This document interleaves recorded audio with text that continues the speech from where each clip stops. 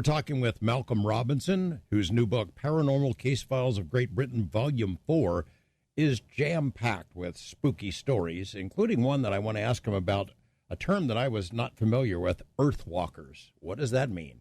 We'll hear when we come back.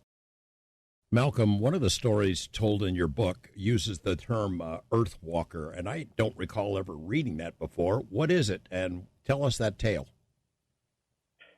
Well, basically, I'm referred to as people who look to a degree like a human being, but there's something clearly not quite right.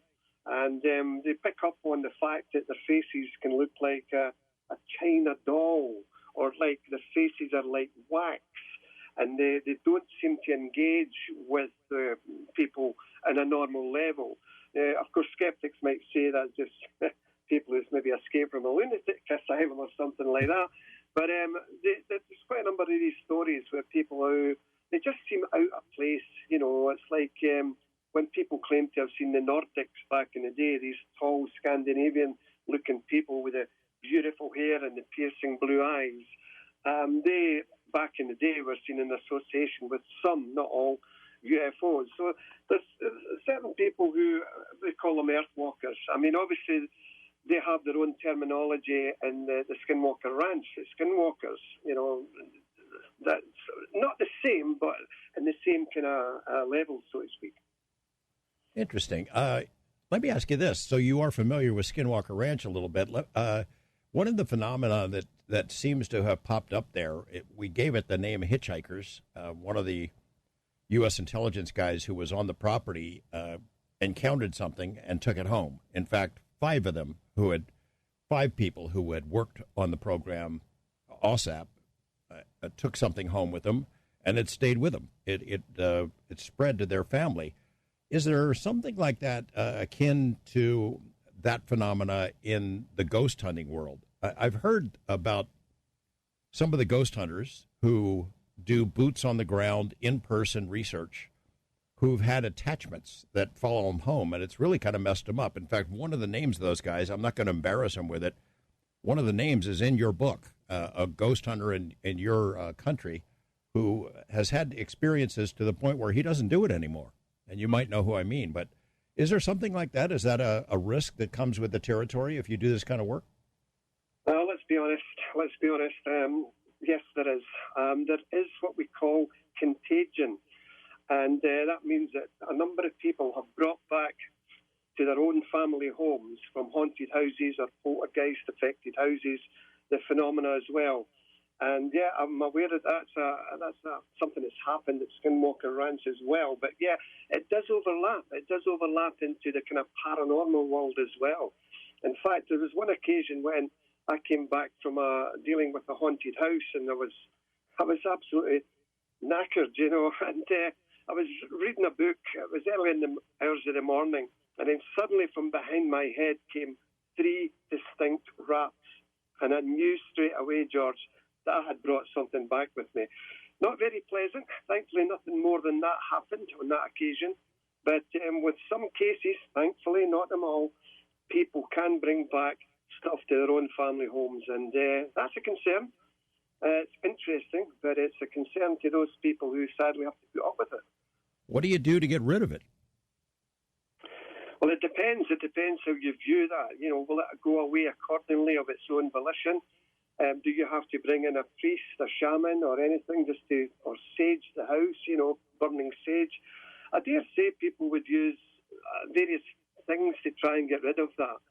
For me personally, if it happened on a big scale, more than those raps, then I would probably have tried sage, burning sage. It's a cleansing agent. It apparently assists spirits to move on. I know it sounds crazy, but to move on. So I would try something along those lines. And if push came to the shove where we couldn't get rid of it, then I guess you've got to look at the church.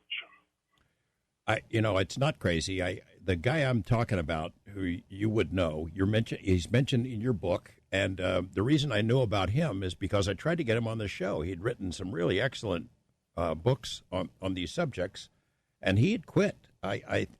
He never made it really clear what the reason was, but I learned from other people that something had happened to him, that something attached itself, and it messed up his life in a major way. He just quit working on these cases altogether.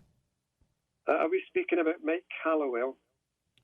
I'm not going to even. We'll talk off the air about it. I don't want to cross a line and reveal personal information about something that is taken very seriously. But I mean, I guess it's an occupational hazard in your line of work.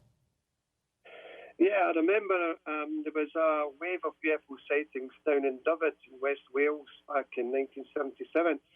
And I went down to interview a chap who wrote the Dyfed Enigma, all about the UFO sightings. It was a guy called Randall Jones Pugh. And a few years later, this is getting back to your original question, a few years later, he stopped everything. Sadly, he's passed on now to spirit, but he stopped everything because he felt there was a strong demonic presence attached to the UFO Enigma, and he burned all his books, he burned all his research papers. He's the only chap that I know in the UFO world who's done that, who really felt that it was a demonic thing. And I was quite surprised at that. And but yeah, it has its problems. You mentioned earlier about one of the cases that you were involved with where a vicar was called in to try to help cleanse the house. I forget which of the stories, the incidents that is mentioned in your book, but I recall you describing a vicar or a priest was called to this home, and they wouldn't enter it. They wouldn't enter the house. They gave him like a crucifix or something, said, basically, you're on your own. I'm not going in there. Do you recall what case I'm talking about? I think I do. I think that may have been the Nottingham case. I think so. Yeah. I first heard about that case way back in 2015. I was living in a lovely wee place called Hastings in England at the time, and I passed it on to a group called Past Hauntings, Vivian Powell, Sean Cadman, and a number of others, because they were closer. They were, next to the location. Oh, my goodness, where do you start with this one? It's probably one of the worst cases I've ever encountered, and I was so glad to write it up in the book. You're going to get people who are saying, no, that could never happen. Well, believe you me, it did. I'm just going to give you a quick rundown of some of the things that happened in that house. You had your typical apparitions, you had phantom voices, you had whispers, you had items being moved to different locations, you had items going missing in the house, only for them to turn up in completely different places. There were bangings, there were thumping noises, mostly coming from the loft. You had your intense cold spots as well throughout the house. Yes, there were even UFO sightings above the property. Furniture would move around of its own accord. And the two elderly occupants of the house, Gail and Colin, were sadly attacked, as were researchers who stayed in the property, attacked by unseen entities. There were ghosts of Roman soldiers walking down the hallway. There was a tall African-looking gentleman seen standing in the back garden with a long staff. But what I'm about to say, and I know it sounds bizarre, but this is why you do your radio show. This is why I research these things, because we love the subject, because it's so crazy, it's so intense, and we're learning all the time. So what I'm about to say, and I've spoken to the people involved, they says, Malcolm, we saw that.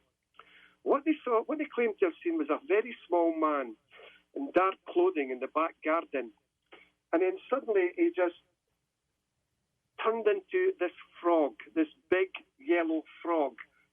And it was looking at them, and they went, are we really seeing this? Is this real? And then suddenly with a pop, it just disappeared. But I mentioned about the footsteps in the loft. This is again another crazy story. The researchers, or one of the researchers with the occupant of the house, lifted the loft door, moved it aside, popped their heads up as he stood on a ladder, and they saw what they claim was small, imp-like creatures. Well, when I say small, about 2.5, 3 feet. And they were astonished to see them. They were running across the loft space so fast. It was like a blur, absolute blur. And they also saw a demonologist. They had demonologists, they had shamans, they had priests coming in to bless the house. Nothing worked. On one occasion, the lady of the house woke up and she had a white carpet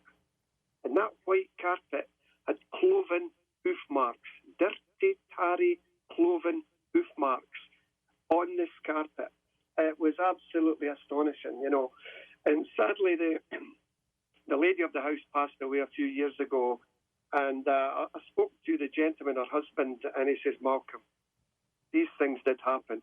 It sounds like a Steven Spielberg movie. It sounds like we've just made it up to get attention. But he says, Malcolm, we don't want attention. We don't want this invading into our lives.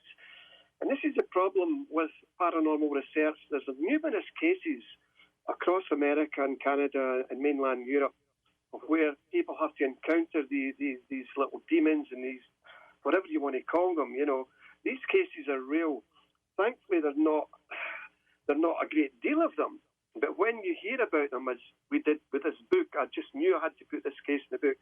Then we got to inform people, look, the world is a lot stranger than you can ever imagine. Yeah, it's hard for people to get their heads around ghosts or UFOs, let alone places where there are ghosts and UFOs and other stuff. It's like Skinwalker Ranch, which has different kinds of cryptid creatures, orbs, balls of light, UFO-type craft, cattle mutilations, crop circle-type formations, all of those and a lot more, all mixed into one. I had a guest on this program last week, Malcolm. You might know him, Paul Sinclair, who's... great guy. Yeah. And there's, he's describing an area of Yorkshire that has all of these kinds of activities, werewolves all mixed in one. It makes it hard for people to get their heads around it and accept it when you've got more than one phenomena, or even just one, let alone to have 4 or 5 more. Are you familiar with other hotspots like that? Yeah, absolutely. I mean, Bempton in England, what Paul Sinclair has done some tremendous work there, and I cannot stress enough to your listeners to please try and get Paul Sinclair's books, Truth Proof. They are unbelievable. But yeah, clearly that area is, as you quite rightly said, a hotspot or a window area which seems to attract a higher concentration of UFO and paranormal events than anywhere else. I mean, obviously, you have it at Skinwalker, you have it at Gulf Breeze in Pensacola, Nullarbor Plains in Australia. There are various areas, and we must ask ourselves, well, why? Why do we have this? What's going on at Skinwalker? And I've been watching the programmes. You've been fortunate enough to be there, George, of course. But on television, I'm just bowled over by the amount of disturbances that place gets, And is it to do with the ancient Indian curse, or is it something completely different? And I think that's why research at Skinwalker and Paul Sinclair's research at Bempton is very beneficial, and hopefully that will provide answers in the short term as opposed to the long term. Malcolm, we'll take a call or two. We've got much more to cover here, of course. We're going to Bill in L.A. on the wildcard line. Hey, Bill, what's on your mind? How you doing, George? I have 2 questions for Malcolm. First of all, Malcolm, do the BBC and other mainstream British media consider UFO topics for serious journalistic investigation in light of the Rendlesham Forest sightings and statements by the late Prince Philip about UFOs? And second, is there any evidence, credible evidence of UK UFO crash and or biological retrieval being secretly studied by the British government along the lines of recent congressional testimony here by U.S. Air Force personnel? 2 wonderful questions. Many thanks for those questions. Your first question, the BBC and the ITN networks here in the United Kingdom, back in the day, they were very reluctant to show all these programmes, I'm of an age where here in the UK there are only 2 channels, but thankfully you have lots more, you have satellite channels. But to answer that first question, yes, the BBC are now starting to come more and provide shows. I've worked with the BBC myself, and they're very great. They're very good. They try their best now because they know it's a public interest story, and they want to be in there with any given story. As for your second question, UK crash retrievals and do the British government know more than they're letting on? Well, the British government certainly know more than they're letting on, absolutely. When we look at the Freedom of Information documents released by Whitehall here in London, many pre-classified documents which were recently released have blacked out paragraphs after paragraphs blacked out. Now, skeptics have said, yeah, but that's just the address and the phone number of the witness. Yeah, a little bit, but not paragraph after paragraph. So for me, there's clearly a cover-up, absolutely cover-up, still going on. I do believe that the governments of this world know far more than they're letting on. Now, whether some people would say they're in cahoots with these beings is a totally different story. But as for crash retrievals, well, obviously the big one, of course, was Rendlesham. Some people say that it was a crashed Soviet satellite. Other people, Jim Peniston, John Burroughs, and various other people, boots on the ground, American personnel from Bentwaters, claim they saw this craft in the woods. And Rendlesham Forest, even today, is still a hotbed of UFO activity and paranormal phenomena. And many clubs and societies still go down there and experience. We have the wonderful Brenda Butler who takes tours around there. And some of the paranormal and ufological things is incredible. But getting back to the crash retrievals, that's the only kind of one that I'm aware of. There was one in Wales, allegedly, back in the day as well. Berwyn Mountains, I believe it was. And there is another British one, the name escapes me, but I don't know much about those particular ones. Yeah, I think Nick Redfern wrote about that one in Wales. Bill, thanks for that call. Along the same lines, what Bill was asking regarding BBC attitudes, what about on ghosts? I would think they might be a little more lenient in covering that in a serious manner, given the long history of ghost and poltergeist cases throughout the UK. Well, it depends on the actual journalist or the presenter who's dealing with the programme for the BBC or ITN networks. I think with ghosts, I would say that it's more sceptical, it's more farcical, it's more jokingly, I mean, I've been ridiculed in newspapers all my life. I've worked with journalists who said, honestly, Malcolm, I'll do a proper story, honest. But when the journalist sends his story into the editor says, that's too nice. Let's put salt and pepper. Let's give it arms and legs, And so it depends on the journalist. Yeah, I've been on the receiving end of a lot of that stuff too, Malcolm. We're in the same boat on that regard. We'll go back to the phones in a moment. Here, take some other calls for my guest, Malcolm Robinson. Paranormal Case Files of Great Britain, Volume 4 is his book. It's jam-packed with great stories, spooky stuff. It's a fundamental question for humans. Goes as far back as humans have had brains to think about it. What happens to us when we die? Do we end up in heaven, as Clapton suggests in that song, or do we stick around Earth as poltergeists or ghosts? And what are the rules on that stuff? We have one of the world's premier ghost hunters, Malcolm Robinson, as our guest. If you have a question about ghosts, UFOs, or other phenomena along those lines, call in. We'll get to those, as many as we can, in our final segment of Coast to Coast AM. Malcolm Robinson will start with another call from one of our listeners. Then we'll proceed on to other subjects. Joe in Monterey on the wild card line. Hey, Joe, what's on your mind? Thank you for taking my call, George. Very interesting topic. There is a crossover, by the way, for the MUFON and the paranormal. What do you mean? There's something, and it's not really talked about too much in certain circles, but amongst ourselves, it's something called starseeds, incarnated angels, and walk-ins. And starseeds are people from other planets. Those are ETs that come and incarnate on Earth for whatever reason. They come here. That's their free will. Now, the problem with this is that they don't talk to people outside their circles. And I guess your guest may have run into them. They may have come over to him because if he's investigating, if anybody investigates the paranormal and UFOs, they have a certain energy around them, and sometimes they are drawn to things, and sometimes those things are drawn to him. Have your guest, let's see, Malcolm, and I love your accent, Malcolm. Have you run into people that are different, like starseeds? They are from another planet, incarnated from another planet? Well, Joe, thanks for the question. I'd love to say yes to that, but I can't. I'm racking my brains, and I don't think I can think of anything that's really people that's came up to me very, very strange like that. So, but I know you're quite right. Some people, and I've mentioned in the show earlier, some people have seen people, out of place people who don't look physically real, don't look physically human. You know, they look totally at odds, out of sorts with mankind. But as for a personal, well, then again, how would I know? But no, I don't think I have, Joe. Sorry. Thanks, Joe. Appreciate your comments and the question there. What are the rules, Malcolm? How does it work? I was asking about, Christians believe a version of us, our soul, goes to heaven, something like that.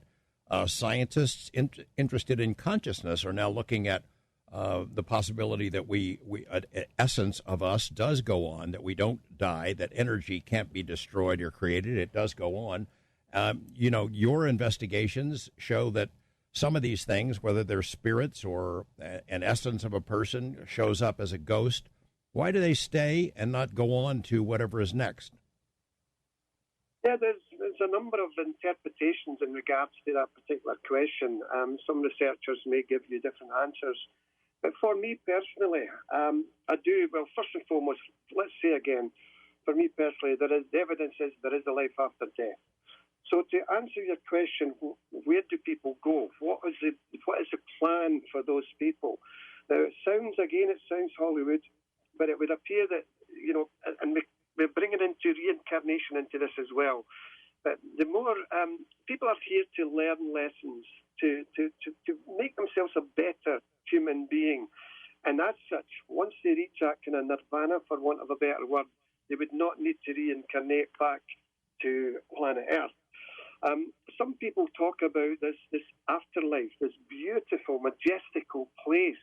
Some people call it the Summerland. The colours are magnificent. There are white buildings, grassy knolls, beautiful fields, etc. All sounds wonderful, And if that is the case, then great. That's somewhere for us to go.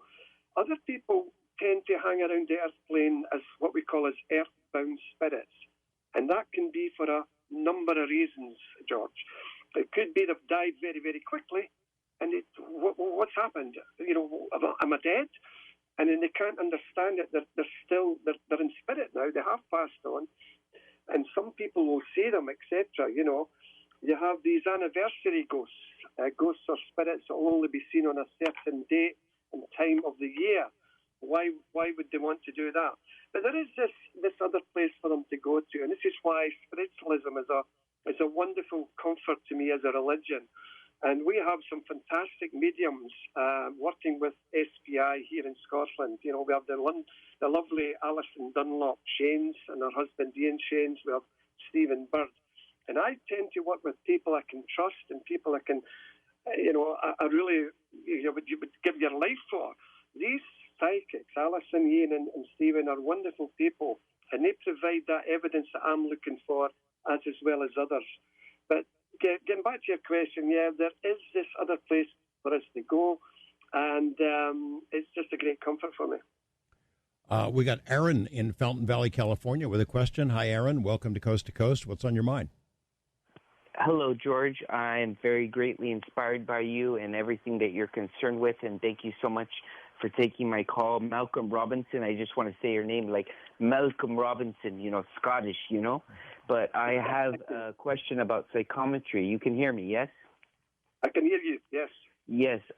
Basically, the children that were in the UK, they were blindfolded, and they were able to read a book that they never read through the blindfold. It was like a VR kind of like goggle-looking thing. And she's like, what am I holding in my hand? And the girl goes, a wooden spoon. And they show it's a wooden spoon. And there's people who can touch something without looking at it and know the color of it. And I've ever wondered, it's kind of on the paranormal side. But, George, my grandfather was in the Navy. He was a fighter pilot in World War II. He died 4 Decembers ago. He was a black ace. He was a lieutenant colonel. But, yes, if you could answer anything, I'll be listening, and I appreciate everything you do. And George Knapp, you're the last of the callers that I was able to contact, and I love everything about everything you do and inspires me for my further growth. Well, thanks, Aaron. Thanks for the call. Malcolm, some comments? Yes, I mean, psychometry is another aspect of the paranormal, which is clearly true.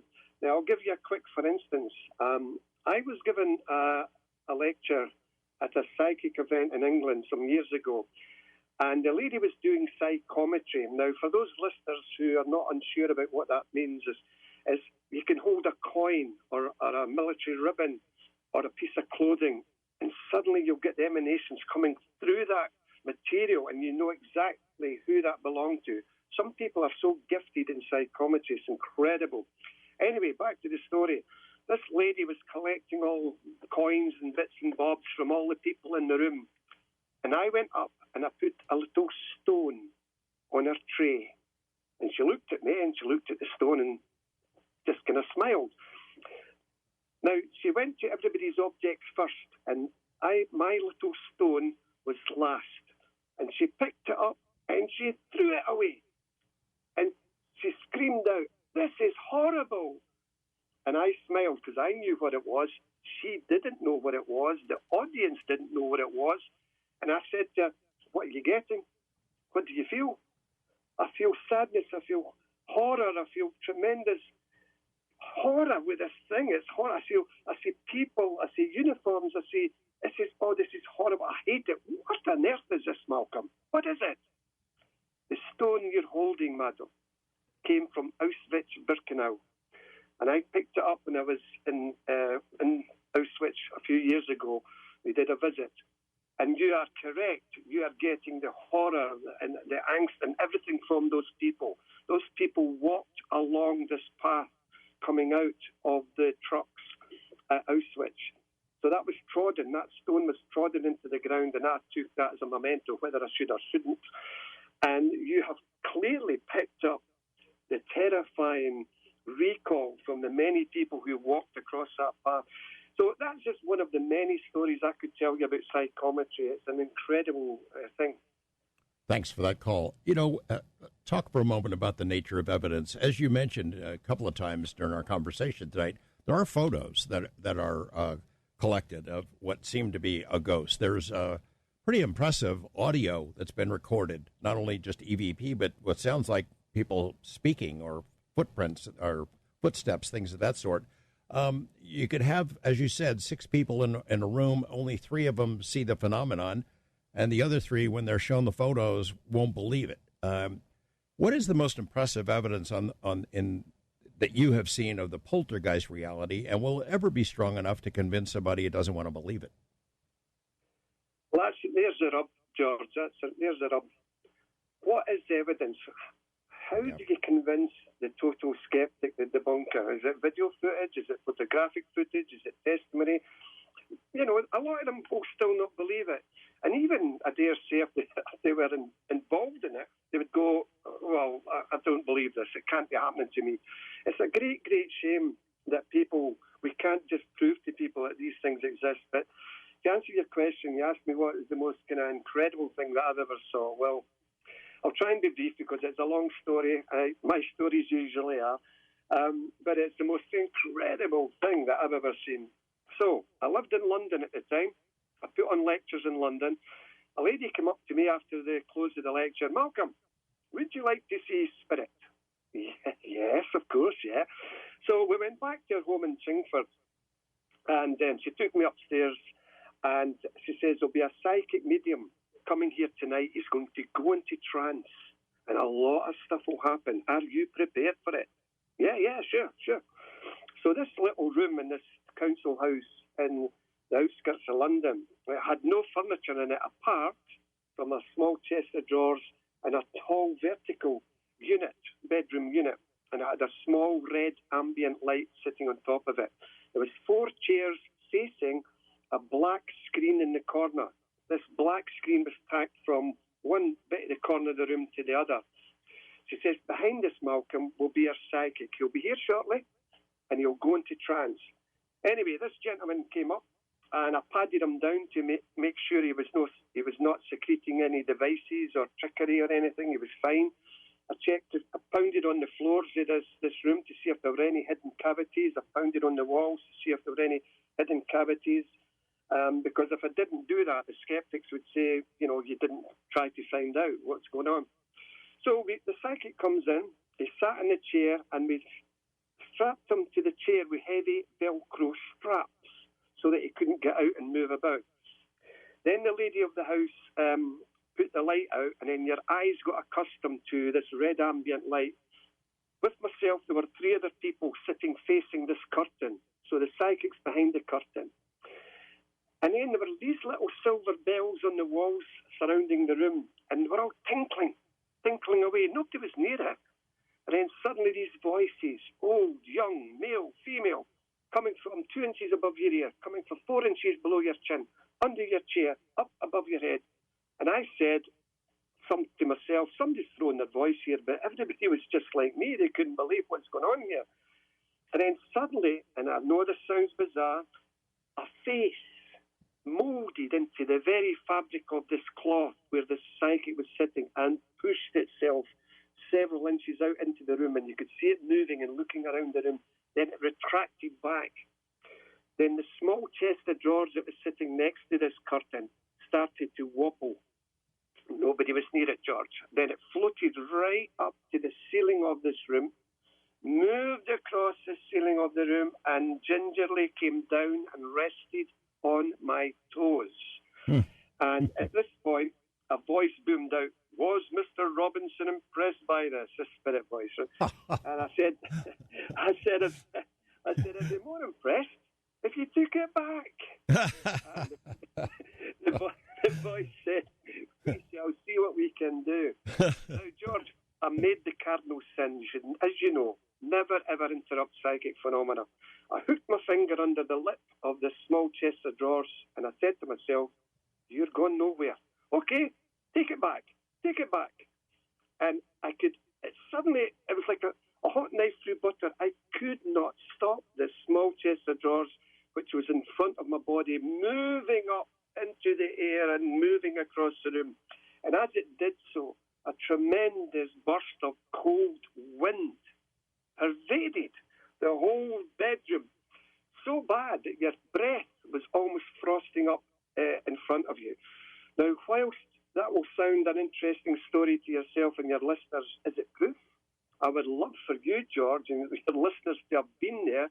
Might have been a busy room, mind you, but to share that experience, because it was incredible. Now, these are things why I keep involved in the subject. It's because of cases like that. Yeah. I wish we had time for more callers. I appreciate everybody who's been on the phone. I need to ask you one more thing, though. Loch Ness. So this weekend, this gigantic search has been underway. All these people descended on Loch Ness to look for Nessie. Can you give me your sense of what they're likely to find? I mean, the arguments about Loch Ness are, it can't be just one creature that's lived for hundreds of years. It would have to be a breeding pair to make it an actual physical animal. Is it something else? Is it something that comes into our reality from somewhere else, or do we know? Well, clearly there's several objects been sighted in Loch Ness over the years. Back in 1987, Operation Deep Scan, with the most sophisticated sonar on boats in a line, traversed the loch up and down, and they got about 6 anomalous returns, which wasn't a group shoal of fish. I've been fortunate to go down in a submarine in Loch Ness in 1994, which was an experience I can tell you. Now, the problem with Loch Ness is the moods change in Loch Ness. The wind whips across the waters, you get dark coloured patches. Anybody coming to Loch Ness from overseas for 5 minutes will think they've saw Nessie, and it's not. It's what we call a standing wave. A boat will be traversing south, one will be going north, and as it pushes, the bow pushes against the water, it creates a standing wave, and it gives rise to many false Nessie hunt reports. I interviewed a number of people for my Loch Ness book some years ago, and Father Gregory Brucey at the Benedictine Abbey, he saw Nessie with a chap from Westminster Cathedral. We saw a long, thin neck with a small head projected right up from the bowels of Loch Ness and cascading back into Loch Ness as well. I've interviewed Alex Campbell, the former water bailiff, who saw Nessie as a small boy and as an adult. So clearly there's something there. These days I tend to think it's possibly a large mutated eel, We would love for it to be a plesiosaur, but a plesiosaur could not extend its neck. It was impossible. I worry, Malcolm, that it is a physical creature and that we find it, and then in which case the population of those creatures, assuming there's more than one, would be in big trouble because we know what humans do to animal species. Malcolm Robinson, thanks so much. You're welcome here anytime. The book, Paranormal Case Files of Great Britain, Volume 4, is terrific. And I hope we get a chance to collaborate again in the future. It's been a pleasure coming on your show there, George. I wish you all the very best in your continued studies of the subject. Thank you. We'll talk again. Thanks also to my earlier guest, Captain Paul Watson, and to my colleagues there at Coast, Donna Walker and Michael Cosio, Lex Lonehood, Dan Kalani, Chris Boros, Elisa Lyon, Tom Danheiser, and George Norrie, of course. My name is George Knapp. I'll be back in a couple of weeks, everyone. Good night.